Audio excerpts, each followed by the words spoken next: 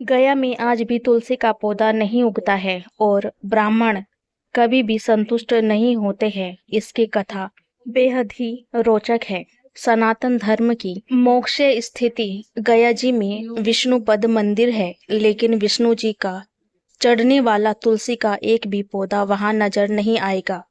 पितृपक्ष के दौरान पिंडदान करने गया जी में और अनेकों दूसरी जगहों पर जाते हैं। ऐसा माना जाता है कि मरे हुए व्यक्ति का पिंडदान करने से उसकी आत्मा को शांति मिलती है। यदि सच्चे मन से पितरों की सद्गति की कामना पितृपक्ष में की जाए तो पितृदेवता उससे भी संतुष्ट हो जाते हैं, जैसा कि वायु पुराण में उल्लेखित है। सीता जी ने श्रद्धा पूर्वक बिना किसी सामग्री का प्रयोग कर मात्र रेत द्वारा दशरथ जी का पिंडदान कर उनका आशीर्वाद लिया। कहा जाता है कि गया में 5 वस्तु स्थापित है: कौआ, फगलू, तुलसी, ब्राह्मण व गाय। यही कारण है कि यहाँ तुलसी का एक भी पौधा उगता नहीं है। महाब्राह्मण अर्थात महापात्रा कभी संतुष्ट नहीं होते हैं। फगलू नदी में कभी पानी नहीं ठहरता। कौआ हमेशा लड़ झगड़ कर ही खाता है। ये सब बातें सदियों से चली आ रही है, उस परंपरा की है जिससे हम आज भी पूरी मान्यता और विश्वास के साथ ग्रहण करते हैं। आइए सुनते हैं वाल्मीकि रामायण का एक प्रसंग और जानते हैं कि क्या महिलाएं भी कर सकती है श्राद्ध। रामायण काल में जब पुत्र वियोग में राजा दशरथ की मृत्यु हो गई थी, तब वनवास पर गए उनके बड़े बेटे भगवान राम और लक्ष्मण की अनुपस्थिति में बहू सीता ने यह पिंडदान की रस्म निभाई थी।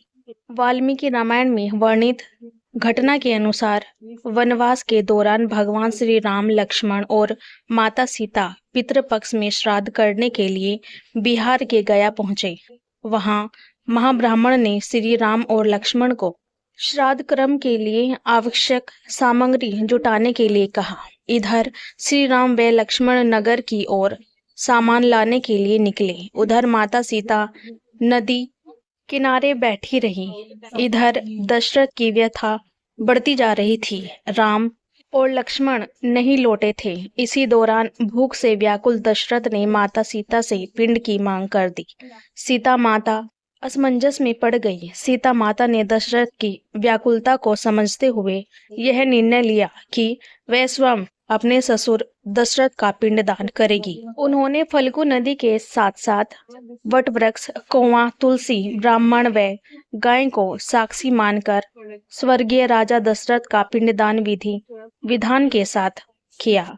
जैसे ही उन्होंने हाथ जोड़कर प्रार्थना की तो राजा दशरथ ने सीता माता का पिंड स्वीकार कर लिया। सीता माता इस बात से प्रफुल्लित हुई कि उनकी पूजा दशरथ ने स्वीकार कर ली है। श्री राम जब लौटे तो उन्होंने सीता पर विश्वास नहीं किया, तो इस बात को मानने से इनकार कर गए।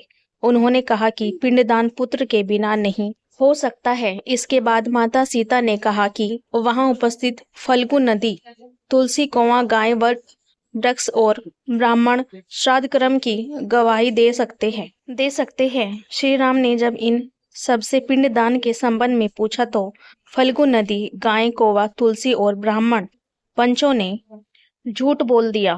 सबने एक स्वर में गवाही दे दी कि सीता माता ने कोई पिंडदान नहीं किया है, लेकिन वट वृक्ष ने सत्य का साथ दिया। उसने श्री राम से कहा कि माता सीता ने सबको साक्षी मानकर विधि पूर्वक राजा दशरथ का पिंडदान किया है। पांचों साक्षी के झूठ बोलने पर सीता माता ने क्रोध होकर उन्हें आजीवन श्राप दे दिया। फल्गु नदी को श्राप दिया कि वह सिर्फ नाम की नदी रहेगी, उसमें पानी नहीं रहेगा।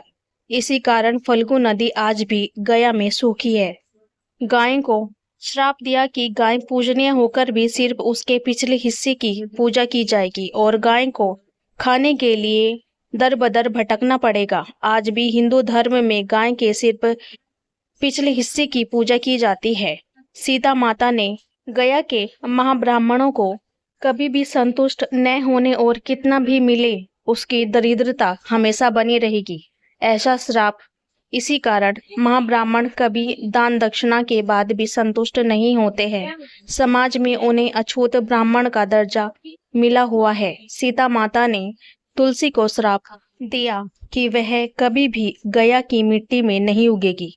यह आज तक सत्य है कि गया की मिट्टी में तुलसी नहीं उगाया जाता है। कौए को हमेशा लड़ झगड़ कर खाने का श्राप दिया गया था। कौआ आज भी खाना अकेले नहीं खाता है। सीता माता ने जहां इन पांचों को श्राप दिया, वही सच बोलने पर वट वृक्ष को आशीर्वाद दिया कि उसे लंबी आयु प्राप्त होगी, वह दूसरों को छाया प्रदान करेगा। पवित्रता स्त्री उनका स्मरण करके अपने पति के दीर्घ आयु की कामना करती है। मार्कंडेय पुराण में कहा गया है कि अगर किसी का पुत्र न हो तो पत्नी ही बिना मंत्रों के श्राद्ध कर्म कर सकती है। ग्रंथों में बताया गया है कि परिवार की महिला भी श्राद्ध कर सकती है। इस बारे में धर्म सिंधु ग्रंथ के साथ ही मनुस्मृति, मार्कंडेय पुराण और गरुड़ पुराण का भी कहना है कि महिलाओं को तर्पण और पिंडदान करने का अधिकार है। इसके अलावा वाल्मीकि रामायण में भी कहा गया है कि सीता जी ने राजा दशरथ के लिए पिंडदान किया था। श्राद्ध करने की परंपरा बनी रहे और लोग अपने पितरों को भी न भूले, इसलिए इस तरह की व्यवस्था बनाई गई है। मार्कंडेय पुराण बिना मंत्रों के ही श्राद्ध कर सकती है। पत्नी, मार्कंडेय पुराण में कहा गया है कि अगर किसी का पुत्र न हो तो पत्नी ही बिना मंत्रों के श्राद्ध कर्म कर सकती है। पत्नी न हो तो कुल के किसी भी व्यक्ति द्वारा श्राद्ध किया जा सकता है। इसके अलावा अन्य ग्रंथों में बताया गया है कि परिवार और कुल में कोई पुरुष न हो तो सास का पिंडदान बहू भी कर सकती है। गरुड़ पुराण में बताया गया है कि अगर घर में कोई बुजुर्ग महिला है तो युवा महिला से पहले श्राद्ध कर्म करने का अधिकार उसका होगा। विवाहित महिलाओं को है श्राद्ध करने का अधिकार। महिलाएं श्राद्ध करने के लिए सफेद या पीले कपड़े पहन सकती हैं। केवल विवाहित महिलाओं को ही श्राद्ध करने का अधिकार है। श्राद्ध करते वक्त महिलाओं को कुश और जल के साथ तर्पण नहीं करना चाहिए। साथ ही काले तिल से भी तर्पण न करें। ऐसा करने से महिलाओं को अधिकार नहीं है। गरुड़ पुराण पुत्र या पत्नी के नहीं होने पर बहू या पत्नी कर सकती है श्राद्ध। कौन श्राद्ध कर सकता है, इस बारे में गरुड़ पुराण के 11वें अध्याय में बताया गया है। इसमें कहा गया है कि ज्येष्ठ पुत्र या कनिष्ठ पुत्र के अभाव में बहू पत्नी को श्राद्ध करने का अधिकार है। इसमें ज्येष्ठ पुत्री या एकमात्र पुत्री भी शामिल है। अगर पत्नी भी जीवित न हो तो सगा भाई अथवा भतीजा, भांजा, नाती पोता आदि कोई भी श्राद्ध कर सकता है। इन सब के अभाव में शिष्य, मित्र, कोई भी रिश्तेदार अथवा कुल पुरोहित मृतक का श्राद्ध कर सकता है। इस प्रकार परिवार के पुरुष सदस्य के अभाव में कोई भी महिला सदस्य व्रत लेकर पितरों का श्राद्ध तर्पण कर सकती है। जय श्री राम।